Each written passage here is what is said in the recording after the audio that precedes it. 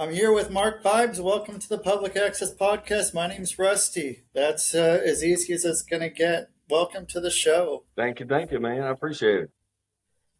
Yeah. So you are, I don't know, like it was an interesting one here. So you said you were right off the bat. I wasn't going to go jump into this, but you said you were working on uh, doing images for the fronts of books. So I do, Is a way to say that. yeah. So book cover model. We do, I do romance novels, things like that. So I'm actually going to be this weekend going to Chicago, doing a bunch of different photos for a bunch of different New York bestseller books. So Fabio-esque kind of a deal. Yeah, Am I putting you over too much with that? it's I don't. Yeah, go ahead. it's more of the images. Like this week, we're gonna be doing like biker, bad boy, mafia style, businessman. So there's a bunch of different styles that we'll do. It depends on author's request or the photographer's design for what they're going to be shooting and selling.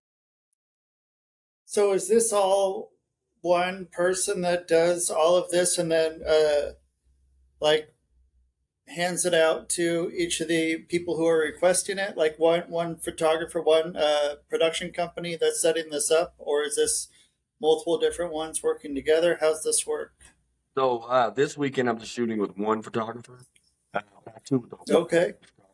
September 19th, I got to go to Alabama, and I'll be shooting with another photographer there. So there's several different photographers, several studios. It just varies on the choice of the authors. Some authors have a specific uh, photographer that they'll use. Some authors just purchase what they see as fits best to the book or what gives them the most inspiration.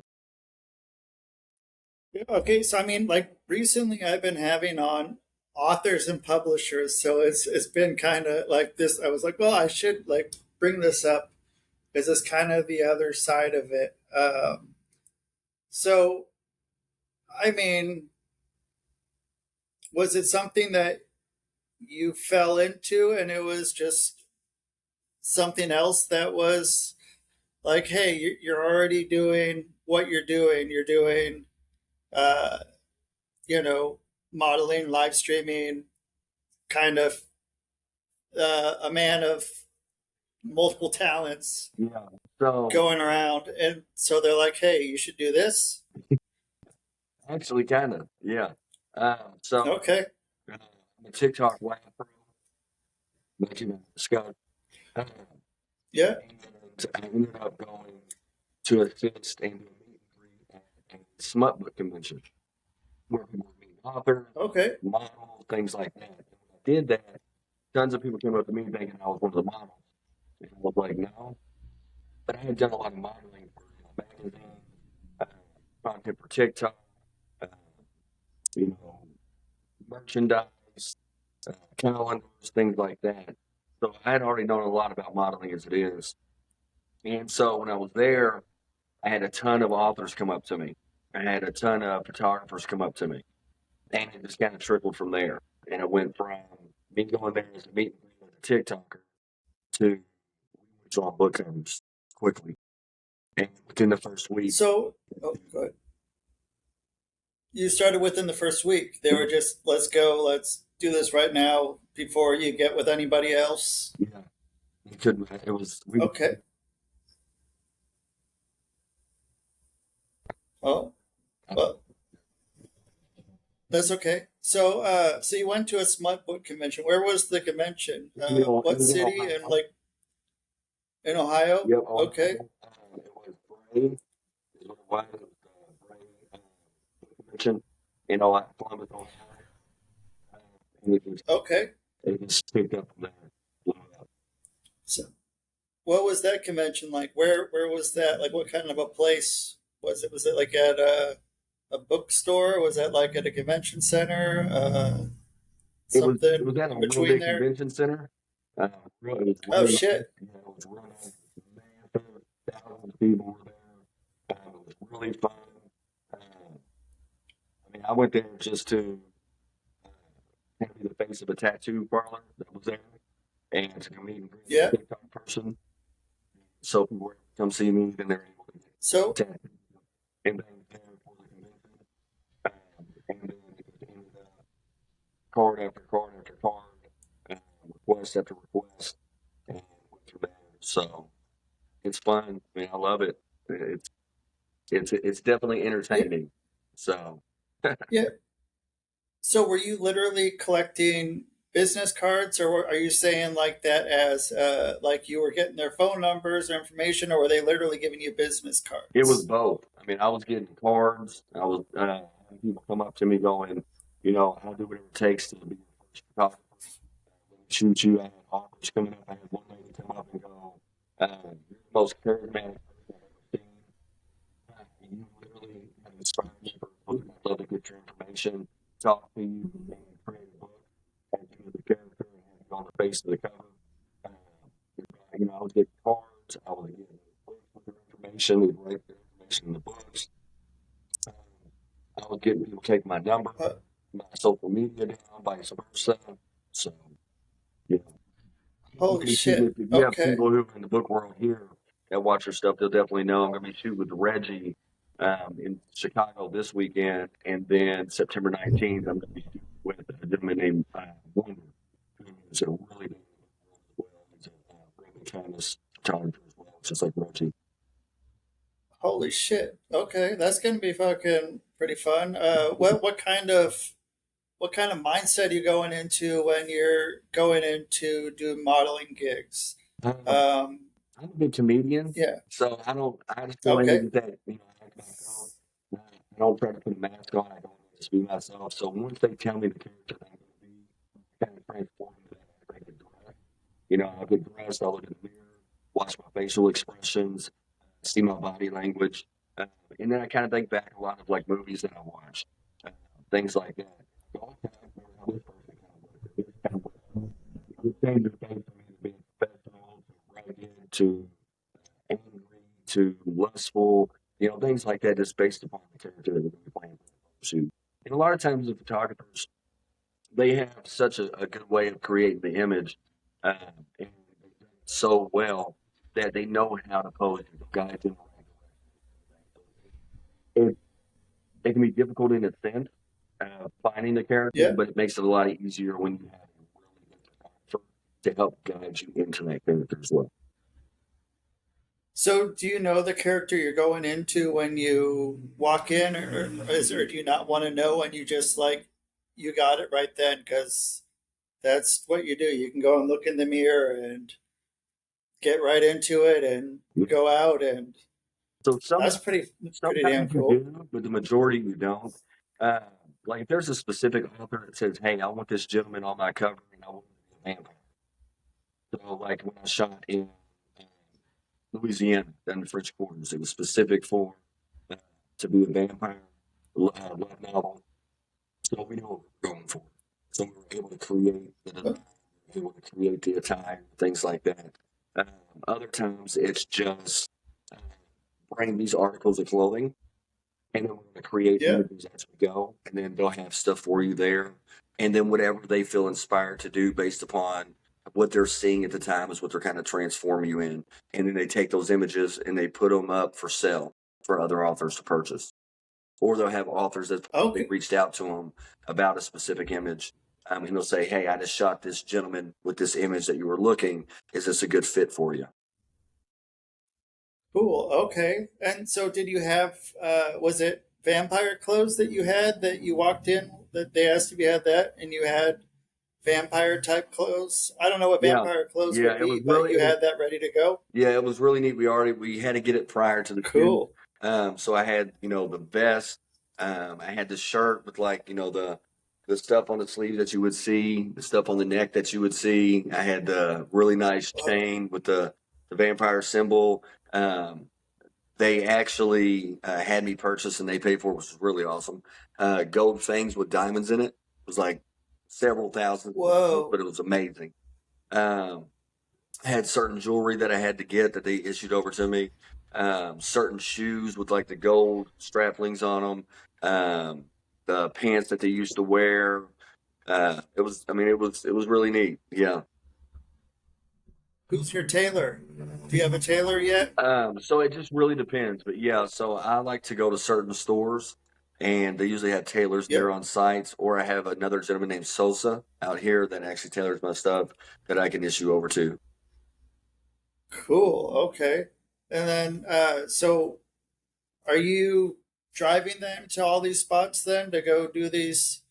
Are you putting some miles on your car? It really varies on the distance, but I prefer to drive Yeah. mainly because there's so much that you're bringing with.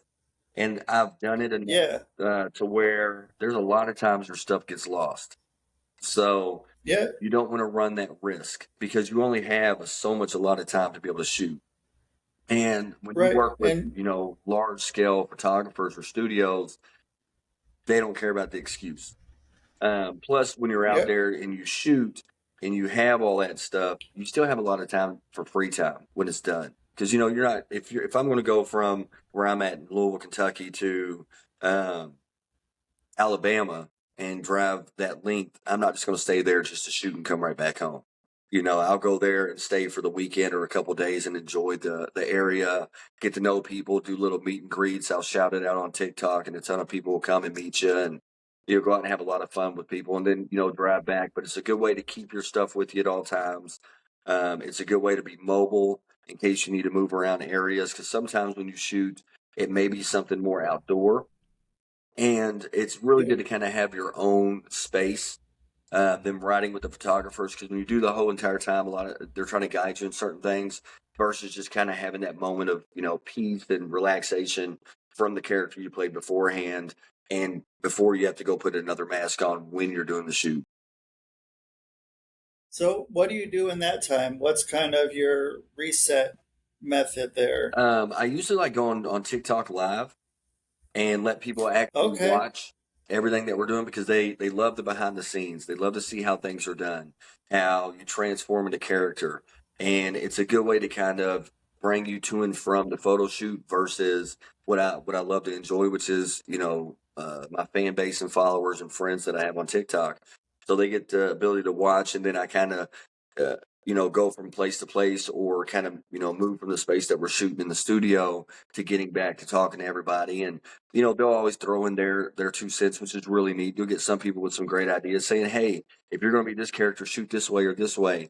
And then I like to do a lot of fun stuff like, the number one contributor of this live gets to pick, their pose that I'm shooting here, and they'll get their all, a photo with a signed autograph on it, the date and where the shoot took place, just specific to them. So it's a way for people to really take part in it. It's really fun. That's awesome. And so then, what kind of, I don't know what you call it. Like what's your gimmick table that you have? Like what's your merchandise? Like how's that work? What are you like sending out, or what are you taking with you when you're going to your events, your meet and greets, your everything else of that nature? Really, on a meet and greet, I want people to see who I am on a day to day basis. So I just go as my normal self. I let people really get to know me. I love people to recognize who I am, outside of the social media realm, and to truly get to know them as well. So, it's a good way to make really long lasting friendships, instead of just a following. Easy to make a following. It's Yeah, difficult to make a friend. So with me, I'm not one of those typical content creators that think that I live on a high horse. I look at it as every single person's equal, and every single person offers and brings something to the table, whether it's a smile, some knowledge, whatever it may be. So, I'll really just go as myself and communicate to everybody just as if, we've been best friends since day one, and make a lot of really good friends that way. it's cool as hell. Yeah. So are you from Louisville? Yeah. I'm okay. You grew up there. What was it like when you started to get into what you were doing, or was it always kind of what you were doing? Well, Was actually, I've owned businesses since I was younger. Uh, so I've always been a businessman. I've been an entrepreneur. But really, I kind of fell into TikTok by accident. Um, and enjoyed it. And then it went from 0 to 100 really quick. And a lot of it is like what people say, it's my personality, just where I'm able to talk to everybody. I'm able to keep everyone's attention. I treat everybody equal. It doesn't matter whether they're, spending money on me or they're just coming there to say hi. To me, every single person I enjoy, I truly value. And so having that different type of mindset is what's really set me apart from a lot of the other, live posting content creators that people have. And a lot of the stuff that I do is based around what people really want. They'll come and say, "Can you do this or that or this?" And we bring it together. So, a lot of my motto isn't like you'll see on TikTok where it's like team vibes. I don't do that. We call it family vibes. And a lot of my merchandise is that, family vibes. And it shows a lot of the people or the main people who support or what we call A1 day ones, people who's been there since day one, our moderators, things like that. So our merchandise has a lot of them on it, all that they design. So we have things from keychains to bathing suits, things like that. But when I go and meet people, it's usually just either this is what I'm known for, right? I'm always at the gym. yeah. Uh, so I mean, wearing this and just meeting people like this, or to wear pants, a nice button up, roll up sleeves, kind of, some of the buttons opened up, and just going out and having a good time. Okay. And so then you were saying that you were a always having your own business. What was the first business that you had? First business was a general construction company, and then right after I opened that up, I opened up a business development consulting firm. That was my first two companies back to back. Yeah. How old were you when you were doing that? Uh, I believe I was 20, 19 or 20. Oh, damn. Yeah. Okay. Yeah. Well, And I opened my first one when I was 17, but it went under real quick. I didn't know what I was doing. so what happened there? What's that I just, one? being 17 and not knowing anything, I try to open one up and no one takes you serious at 17, and then there's a lot of things that you can't do because you're not 18 or older. So I couldn't pull permits. Yep. I couldn't do things. So it was really just odd and end jobs. And when you do odd and end jobs as a younger person, they want to just give you bare minimum. So it was easier for me to make more money working for another company than it was for myself at that time. So once I became of age to be able to pull permits and things, I reopened. And I had studied so much about business, I decided to also open up a consulting firm and really did well there. And from there, I grew to open up a bar, a nightclub, part of a car dealership, recording studio, a media company, um, another construction company, two spas, things like that. Okay. And so uh, what were you doing? Were you doing stuff before you started your first one, 17? Were you selling other stuff? Or, was that like your first entrance into entrepreneurship? Like, was that like, Yeah. what I'm So saying? I'm not saying were you selling drugs or something, like were you selling like candy bars no, at man, school or no. something, or, like, No, yeah. no, I've always been a hustler. I've always, tried to make money. I grew up in a really hard life without, anyone's, help or really any adult supervision. So I've always worked since a young age. I would, clean gutters, mow lawns, do things like that since I was like 8, 9 years old. But my Okay. first job was working for my cousin's construction company, cleaning the grounds and things like that when I was 14, and then just started working at a restaurant when I was 15 and 16, and then started working for door to door sales for a construction company at 17. And that's when I was like, I could do this myself, and decided to open up when I was 17. And I did well for a Yep. 17-year-old, but I can make a lot more with another company. So that's what I did. And then when I was around 19, I decided to open up my own business uh, and went from there. Oh, okay. And then you're just like, I'm done working for other people. Like, I'm good. I got this figured out. Yeah. Okay. At 19. Okay. So what was that restaurant that you worked at? Or what Um, kind of restaurant was it? so I worked at Tumbleweed for a little bit. Which is Uh, which is what? it's like an American Mexican restaurant. I worked there for a little bit, and Okay. then went from there to a place called Cheddar's, which is just like your American standard, home cooking food. Um, Yeah. so I worked at both of them, and Were you a waiter no, I was too young. there? I was a host at both of them. You were a Yeah, okay. I was a What host was and that I like? was a host and a busboy. Okay? How was host Mark? What was host Mark like? I mean, I've always been super charismatic, so I love making people Yeah. laugh. Um, Growing up, everybody and even myself thought I was going to either be a comedian or doing comedies and movies. But so everyone loved me as a host. That wasn't an issue. It's just to me, it's like okay, growing up, I was always looking at the next dollar. So I'd be like, okay, I can make Yeah. so much here, and this one's going to offer me so much here. So let's keep going until I was able to start creating my own dollar bills, and that's what I do now. And uh so I mean, what was your thought process when you started getting those first dollar bills that were made from your money or from yourself? Uh, my first thought process was this is going to be a journey of a lot of lessons. It wasn't easy. I knew that going in it, Sure. but it's kind of like Yeah. the old saying, "Fake it till you make it." And Yeah. a lot of the stuff I would always tell myself, even if I didn't know what I was doing, I could figure out how. So I would take anything on and go, okay, I don't know this, but I'm going to learn it because I have no choice. And that's what I Yeah. decided to do. I made a lot of money. I made a lot of mistakes that cost me a lot of money. But like I always say, any mistake that you make that costs you money, it's just like going to school. You got to pay to go to school. Same way here in business. You got to pay for your lessons. And if you can continue to pay for your lessons and do well enough and persevere and overcome every obstacle, then you'll graduate successfully. And luckily, I was able to do that.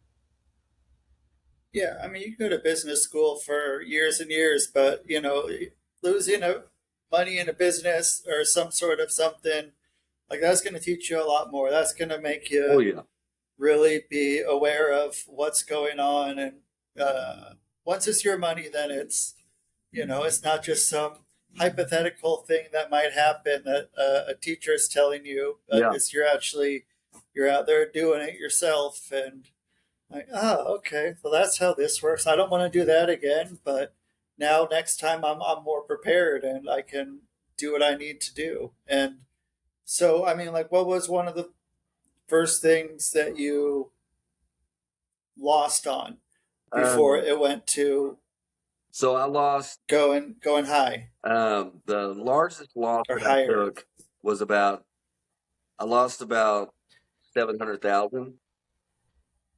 Okay, Yeah, that's a that was my biggest loss. And it was in 2014. Um, I had owned a bar and a media company, and I was doing a lot of yeah, recording. I was traveling and assisting some major artists, and also owned a bar at the time, but I wasn't unable to be there, and I was young, you know. And so a lot of people took advantage, which is very frustrating, especially when you're younger and it's your money. You start to get, kind of resentful. And I remember coming back from Atlanta, doing assistant out there in Atlanta. I was actually building a company in Atlanta for another gentleman, and came back home, and my bar was completely empty. Everything was gone. Everything was missing. All the pool tables, all the alcohol, all the tables, the music machines, everything was gone. And same with my media company, everything was gone. And so while I was away, I had people who was working there, stole everything. And the main person overseeing it was family. It was one of my cousins. And So they ended up taking everything and opened up their own bar and restaurant with my equipment. And they sold all my stuff from my media company to be able to have the money to be able to get the space and everything else. Um, so I got super frustrated and walked in my bar and said, whoever wants to buy it for any dollar amount, you can have it. Some guy walked up and said, I got 10,000 in the bank. I said, it's sold. So I gave him the entire bar for 10,000. And then one of my friends was doing music at the time. I said, look, you can have my media company. And he felt bad and gave me 5,000 for it and was like, that's all I have. I was like, I was giving it to you anyways. So I ended up giving it to him and I was like, I'm done in business. I'm just going to do consulting. And I just felt, Okay. Holy shit. I did that for probably about a month. I went about a month just kind of exhausted and drained from it all. And then one day I remember I got a call. They were like, can you, I apologize. They were like, That's okay. can you revamp my company? And I was like, sure. And sure enough, it was a restaurant, a bar. And I was like, Oh, okay. kind of clicked. I was like, if these people need me to grow their business, why am I sitting around sulking? So I went ahead and Yeah. did that, came back, decided to reopen companies for myself and continue to grow and haven't taken a major loss like that since. Was able to be the top 10 business people of the year, made bicentennial leader, entrepreneur of the year in the News and Tribune, and made top 20 under 40 Oh, business people of the year. holy crap. Okay. Congratulations. That's I mean, yeah, that's you paid for quite the business school right there, and that was, that's and not a lot of people will have that bounce back either, and it's a lot easier to sulk in that, and you never want to rebound and just be like, I lost, I agree. I had it, but But there's a old quote that I used to hear like that from my grandfather, and he did business, did a lot of things, but he used to always say an obstacle is put in front of you to show you how bad you truly want something. Either you're going to overcome it, or you're going to give up. And when I hit that obstacle, I almost did give up, but I got that voice, and I was like, maybe this is just something showing me how bad I truly want it. And if I can continue, then sure enough, I got to make it somehow, and I did.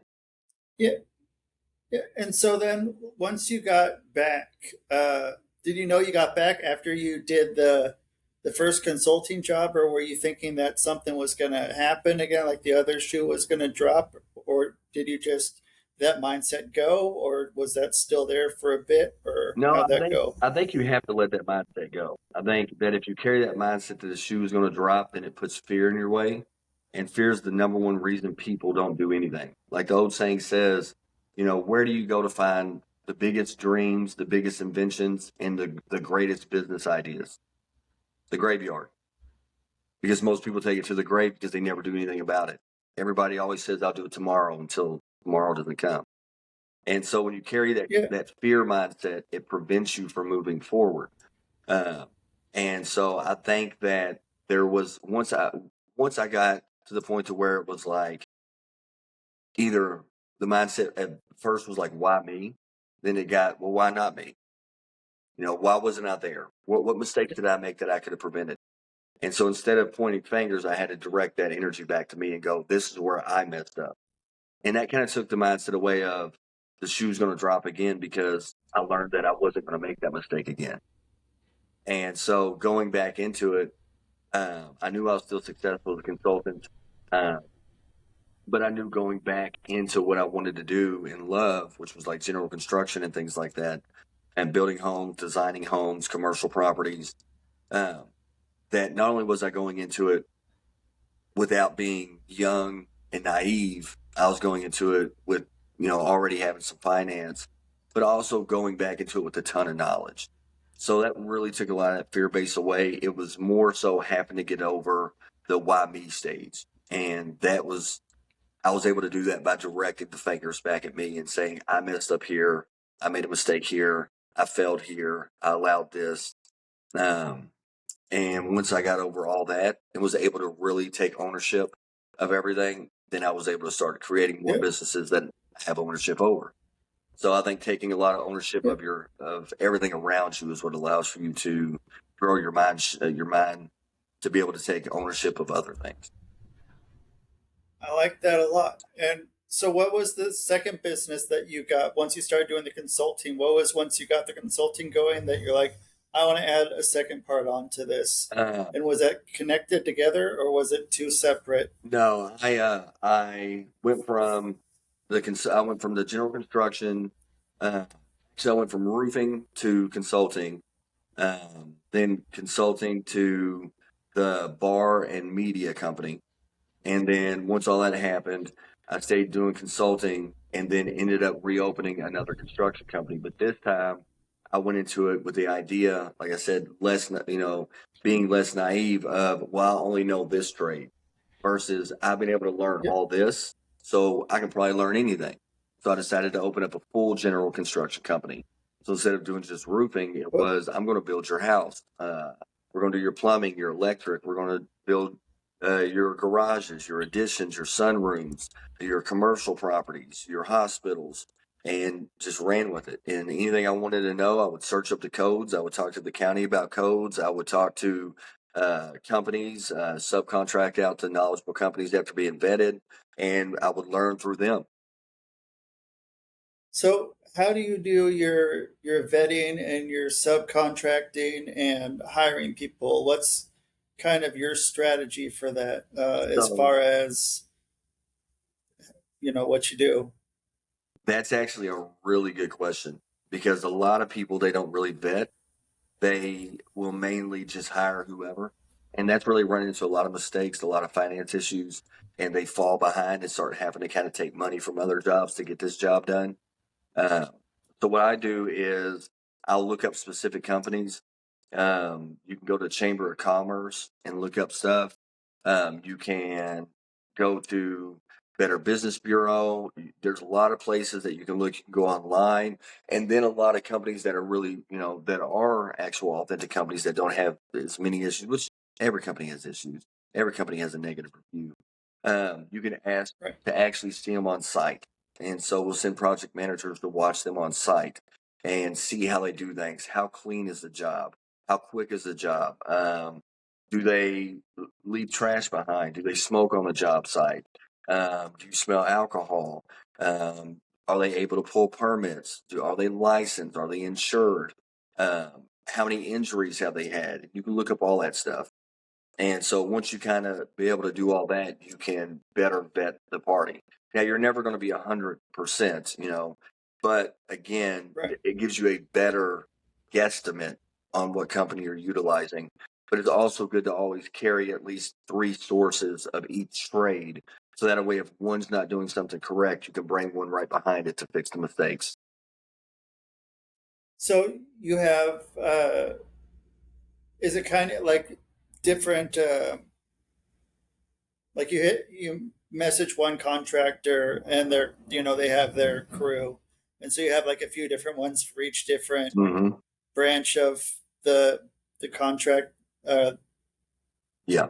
business of it. Yep. I'll put So, three. okay. I'll have three kind of like in sports, you'll have your main player and then you have some people waiting, to go in. So we'll have our main Yeah. person that'll go in if something happens or if an issue occurs or we feel like something's not done correct. As we vet each stage, the project manager oversees each stage. Then we bring in the other source to look at it, see if there's any issues, any errors. If not, we'll check it off.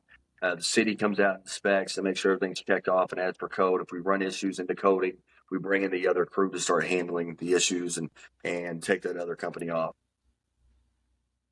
Okay. So then do you have, I mean, is it with them? Because it's kind of advantageous to both of you to be able to, it's not like you have to have the other companies on retainer as like as with where you're paying them if they're not working. Is that right, or is it So I more like have my they own, still are? Or yeah. So I create my own pay structure.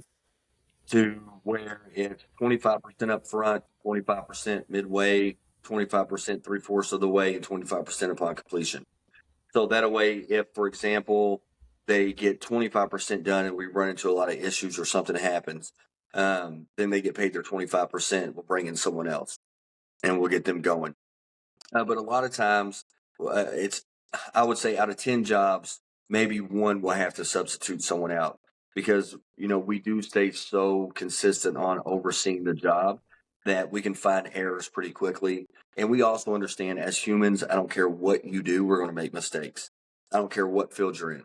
So every job that you do, there's always going to be an error. And as long as you catch it soon enough, it's an easy fix. So a lot of times we have the project managers, see that, or the city inspectors will find it, and then we can get it fixed pretty rapidly by the same company. Which, if it's an issue on their end, they have to cover the costs. Okay. And so where'd you come up with the 25, 25, 25, 25 pay structure? Was that from a lesson that you learned? Yeah, Yeah, yeah, because I think that's a great way to do it. That's way better than half up front, half at completion, or whatever they're doing. I've never heard someone do 25, 25, 25, 25. yeah, That's really smart. And yeah. So so, uh, that is yeah, from a big lesson. Multiple times, you'll pay a contractor to come do something and they don't show, or they do it incorrect, and you're out a ton of money. So I pay them a small percentage up front to get going. Uh, Once they activate their permits and everything onto that job, which shows that they have ownership on that job, they'll get their first 25% upon showing. So they have to actually show the permit, give us a bond. So that way, that bond will match the 25%. So if they don't show again, we contact their insurance company, validate that we've made payment to them, and we collect the money through their bond. So we're going to do that. But their bond, people's bonds are only so much. You're limited. So so much up front that they can't come. right. And so then do you have to go and validate with their bond company to be able to? Do you have to like call them up, or is that some sort of automatic process, or No, how's that no. work? What they do is they will add you as a insured on there. So they'll give you their COI, which is certificate of insurance and bonding information, and your name will be attached to it. So it lets you know it's valid and show the information. And then we'll have like secretaries that will call the insurance prior to their start date, validating that their insurance is up to date. Okay. And then yeah, so then if they don't show, then yeah, everyone's still, it gives them incentive to show up and, make sure everyone's good. And so, um, yeah, I really like that. I really like that 25, 25, 25, Yep. 25. Like, um, so then, okay, let's go back to TikTok. So what was your first TikTok video? Um, first TikTok video was just me in Florida with a couple of my buddies. We were assisting revamping a company out in, I believe it was Cape Coral, Florida. I think is what it is. Okay. Cape Coral, I think is what it is. I can't remember. Uh, and we were just being goofy, and I saw this like a normal little video on CapCut. And so I put Yep. our stuff into it. Just made it really funny because I like being goofy. And I was doing it to send to one of them just to make them laugh. And posted it on TikTok and just was like, okay, I like TikTok anyways. And then when we were flying back, I accidentally hit the live button and no Oh, clue what I was doing. I went on someone's boxes and ended up on live. And I was like, oh shit, hi, you know? And so yeah. I had a good time goofing off with them. I was like, oh, I like this. And when I got off, I had a ton of followers that had watched, I guess, and followed me on it. And I had a lot of people going, oh, you're so funny, or this or that, or add me so you can come to my box. And so from there, I was like, I'm going to go to people's boxes and just have fun with them. So I started jumping people's Good. boxes when I was sitting at the airport, or when I'm driving home on a long period of time, goofing around. And it got to a point to where I was like, I'm actually pretty good at this. I'm gonna try to go live on my own. And when I did, Yeah. it just blew up. It blew up. And then we ended up doing battles, Wow. and we started winning, and ended up becoming. One night we were number one in the entire nation, top 37 in the whole world channel, um, Oh, and ended up being A1 Pro, and went from there. what were you doing? What was going on that night? Like, what was? Um, so that night it was a Monday, and I had my own shows. My mods and us all came up with their own shows. Monday was Magic Mark night, and that's Okay. where I'd be real cutesy with the ladies. They can throw gifts to get certain things. Like if they threw a certain gift, I would rip my shirt off, which I always wear these. That's what I'm known for. I'd rip my shirt off. I'd spray it with my cologne. I'd sign it, and then I'd mail it out to them. Or they can Awesome. throw another gift to pick a song, and I would do a lap dance on the chair for them. Or they can throw a certain gift and get a waterfall. That's where I pour water on me and look at the camera. Um, or just That's just a bunch of random things that they all ate up, and made everyone laugh and have a good time, just have fun. And that night we ended up it was wild. We ended up being the number one channel in the entire nation, um, in our entire league, and it was a blast. I think it was probably one of my most lucrative nights as well. Um, your first night doing this was no, not your first night it doing was this. This was this specific show. I think it was the second time doing it. The first week did really well, but it went whoa. around that I was doing it, and we started like posting little ads for it on our stories, and followers were posting it, and we ended up having a couple thousand people in there, and it went crazy. I think that night we ended up having, um, I want to say, God, I couldn't even tell you.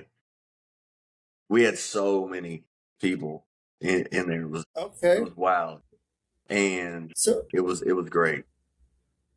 so do you have like a crew with you? Like, do you have? I mean, when you're doing this, like you said, you had other people. Were they other people that were in other places, or was there like a number of you at the same place, or someone else filming, or is this just you up there with your camera set up somewhere and you're going? So it's my moderators that I got different moderators for different things on there. They're in their own places. I have one in Florida, I have one in Missouri, one in Nashville, one in Oklahoma. So they're all in there moderating. Some's moderating the chat, some's moderating the view count, some's moderating the different gifts and marking things down, who gets what. Another person's moderating people that needs to be blocked or muted, things like that. So they're just making sure that the show goes perfect. And then I usually set my camera up and just go from there. So okay, so how does that work with the moderators? Do they just come to you and say, "Hey, do you need a moderator?" Or did you have to start looking for that because you're like, I got people that are, like I can't be doing what I'm doing and be able to track down who needs to have the shirt mailed out to them, what their address is, and all that. And you're not just getting random messages of saying, "Hey, I won," but then you're like, "There's no way to tell about that." So I mean, do you have to search people out? Were people pretty stoked to jump right on and be a moderator? I'm not sure how the moderator game works too It, it, much. it really is kind of a mix of both. So Okay. moderators, the best way to find moderators are who is most loyal to your chat. Who comes in the most, who watches the entire time.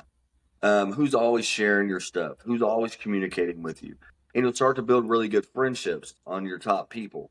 And so those people you really want to aim to be your moderators. You'll go to them and say, hey, I know that you've been in here for the past several months every single day. You've really helped. I've seen you down in the chat talking to people. You've done this. You messaged me stuff and about things that I've missed. And I've really seen you really take part and, really be active on my TikTok. Would you like to be a moderator? and then you'll guide them in what they need to do. Sometimes they'll be in there so much and really get adjusted to it and watch. They'll come to you and say, "Hey, I know you were talking about needing a moderator. Can I moderate for you?" So it really varies on who addresses who first. Um, but Yeah. usually, what you'll do when you need a moderator for something is you'll kind of announce it, and you'll start seeing who's showing up the most, and you'll announce Yeah. it a couple times to see if someone comes to you first. If not, then you'll kind of go to a few people that you see the majority of the time. Because you really need them in there the entire time. So if it's someone who doesn't stay in there already, then you don't want to be able to choose them, because if you choose them and they say yes, they're either not going to be there the entire time because they already don't, or they're going to do it for a short period of time out of a sense of obligation and kind of like fandom, where they're like, "Oh my god, and then it'll die out. And so you don't want that, because then you're back to picking another person, or they'll mess the chat up, or you'll miss certain things and you'll upset people. And so you really want to pick people that are really loyal in advance. Okay. And so then are people like the moderators, are they see how do I say this? Are they like if they're like if you're gonna go live, do you have to message all of them and say, "Hey, I'm gonna go live. I need you in here," or is it you have your specific nights that they just know to show up? Like you said, your Monday nights. Are you every Monday night? They just know they need to be there at a certain time and show up, or is it how's that work? So we usually have a group chat where we're Okay. talking and we're creating shows every night. And we usually do that about the week before. We'll create all the shows, the times, the banners, the stuff that we post out, uh, images, uh, things like that. So we all know and we all figure out the best time frames for each other. Uh, so we all work as a team. We come together, we do meetings, we meet up and say, "Hey, this week let's do it from 9 a.m. to 11, or 9 p.m. to 11 p.m., or let's do it from 10 to 12. And we're going to run this show. Now, this show we ran 3 weeks in a row. It hasn't been as well. Let's dismiss this and create something new. Here's been some of the ideas that we've gathered from people, or we'll just brainstorm and create something new. And we'll keep doing trial and error to see which ones work best. That's why you have one who's always watching view counts. You have people who are watching gift counts, and when are they throwing, and what are they throwing for, and what do people like, what do they dislike. And then you have moderators that will open up other group chats with a lot of the followers and fans and do like uh, questionnaires and Q&As. What did you like most about last week? What's something you would like to change? What's something you would like to see more of? So they really go out there and kind of outsource a lot of the information from the actual people who are watching, and they bring it back into the meetings. And we do that several times a day, where we talk to each other and gather information. So you got to have a really good team doing Cool. it for you. Yeah. And then, so you said there are other pages with you on it then. So what happens with those? How do the moderators, are they taking care of that? Or do you let them do what they do because it's more exposure for you? Or are you like, yo, fuck them, like get them off of here right now? I don't know how that works either. So there is a shit ton of fake accounts of me. But Okay. there's nothing you can really do. So when they create a fake account, the first thing that you can really do is just block them. And I kind of like to troll them. Yeah. Like Oh, cool. I'll send them a message and be like, "LOL, thank you for trying to be me, but Yeah. unfortunately you can't." You know, and Nice. or, "Man, don't you look really good? Unfortunately, I look better being the real me." Things like that, just messing with them, and then I'll block them, and then I'll post their image Oh, that's on my good. story and tell people to mess with them and troll them, and they usually delete themselves after that point. But there's really nothing you can do. Some people, they like the exposure. Me, I like it in a sense that I get to mess with them and troll them, but I don't like the fact that Yeah. they create these pages to scam people. And so I really try to get them away as quick as I can from the following base. But you get Yeah. some people, like I found a page the other day that has 136,000 followers pretending to be me. And I'm like, Holy shit. I wonder who all he's gotten or she's gotten. And Yeah. So how are they scamming people? Like, if you had to guess, like, what are they I don't doing? have to guess. Like, how's that? I don't have to guess. I already know because I hear it Okay. all the time. So they will message them and say, "Hey, this is one of my private pages. It's one of my secondary pages or my backup page that I really talk to my favorite people. I'm really drawn to you or I'm attracted to you." And then they start talking to them and they build up like a romance with these people. And then they'll be like, "Oh, I want to come meet Whoa. you, but I don't have the money. If you can send me the money, I'll fly out to you. Or if you can send me the money for this," or they'll be like, "Oh my God, I got to get off TikTok because I got to pay my bills. I wish I had XYZ and I'll be able to stay on TikTok." These ladies will send them all kinds of money. And then Whoa. then they'll turn around and not talk to them anymore. And then they come to me and they'll be like, "Why'd you block me? I thought we were supposed to meet up this weekend." And I'm like, "No, I have no idea what you're talking about." And they're like, "Yeah, we've been talking for 6 months. You told me you love me. I told you I love you. And I bought you that motorcycle. And yeah, there's been a lady who bought somebody a motorcycle. And Okay. or I paid all your bills. Or Whoa. I've been sending you a couple thousand each month so that way you can do this and that." And I'm like, "Did you ever FaceTime? No. Did you ever see them go live? Well, no, it was your backup account. Okay. Uh, do you see on my page where it says no backup account in big bold letters?"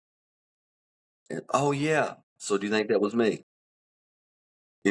So Whoa. yeah, it, there was one lady that came to me who gave one of the scam people, I think it was like $32,000.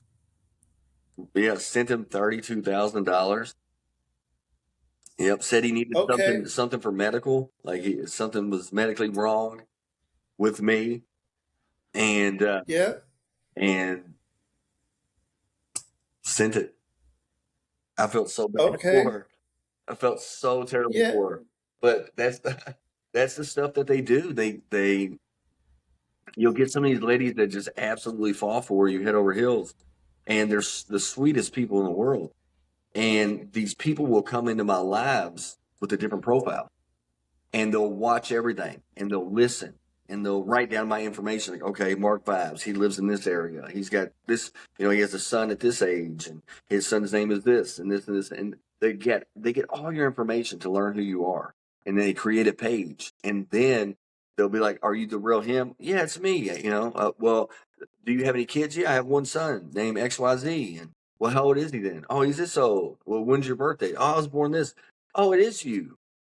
And so they'll Whoa. scout you for weeks, months to gather all of it.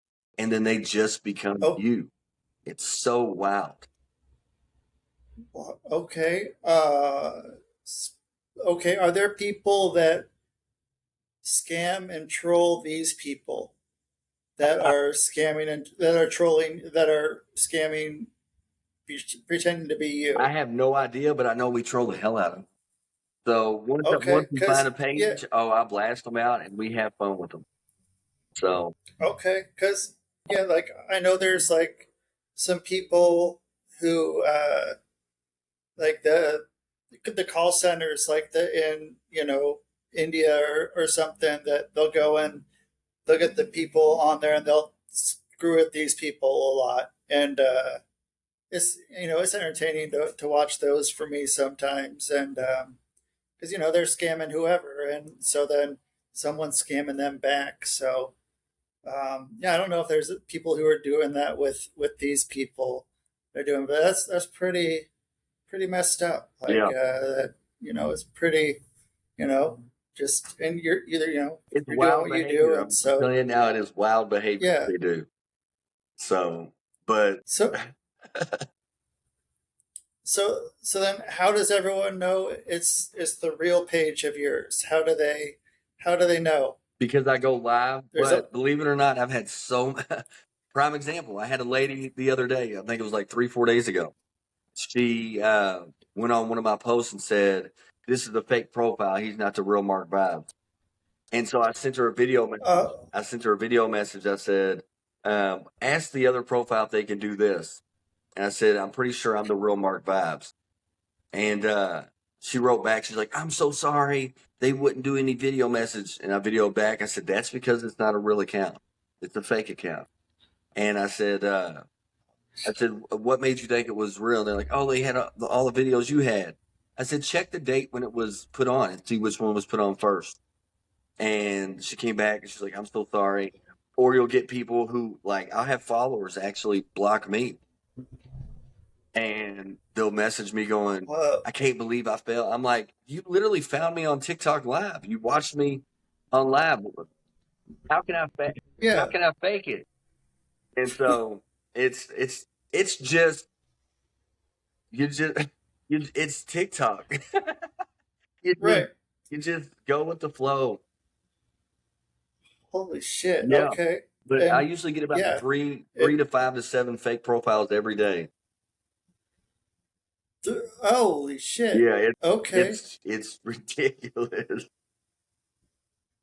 Um, yeah, I mean, and that's something I've seen too. Like that, one of those. I don't know. Sometimes on TikTok, it's like the faceless video things where you're going. You can take whatever.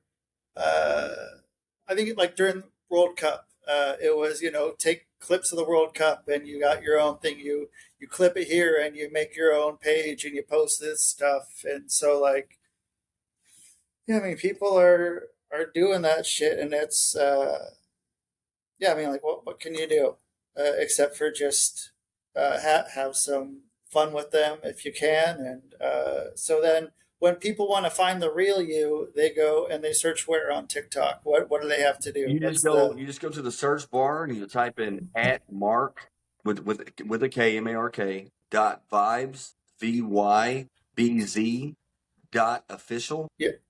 and that's mine. But you got to be careful because there's some people that have a fake account that says at mark.vibes.official, but they won't have an L at the end. Or it'll say official 1 or official 2 or official 3. So there's a ton of them. So it needs to be Well, mark.vibes.official. That is it. holy shit. Okay, then that's where people are going to find you, and that's the easiest way for people to find you Yeah. of anywhere. Yeah. Okay, cool. Yeah, thank you so much for being on, and I enjoyed getting to talk with you, and I don't know where that went, but yeah, I'm glad we got to talk, I'm and too. I'm too. So I want to give you a yeah, massive shout out. So if you want to send me this with any thank you. information, make sure you send me how people can find you. I want to give you an awesome shout out. Plus, I got to give three shout outs. One is going to be to Reggie. If anyone knows him in the book world, if you need any modeling information, want any information as an author or photos, you can come to me or go to Reggie. Two is going to be to JC Christine. You can find her on live on TikTok, Instagram. That's JACI Christine CRYFTEEN. She's an amazing model. She's an amazing tattoo artist. She owns her own tattoo stuff, as you can see. I want to give her a big shout out. She was Miss Inc. worldwide, so I want to give her a shout out. And last but not least, I want to give a big shout out to Jill. She is the model that I mainly use. So if you go to any of my stuff online and go to my modeling shoots, you'll see her there. Make sure you give her a follow. And if you want any of your stuff edited, she does it worldwide. You can send her all your stuff. She'll edit all your photos or videos and send them back fully done as professional shoot and make it look absolutely amazing. So those are 3 shout outs I wanted to give. Hell yeah, thanks so much, Mark. Absolutely. And yeah, that's the show, man.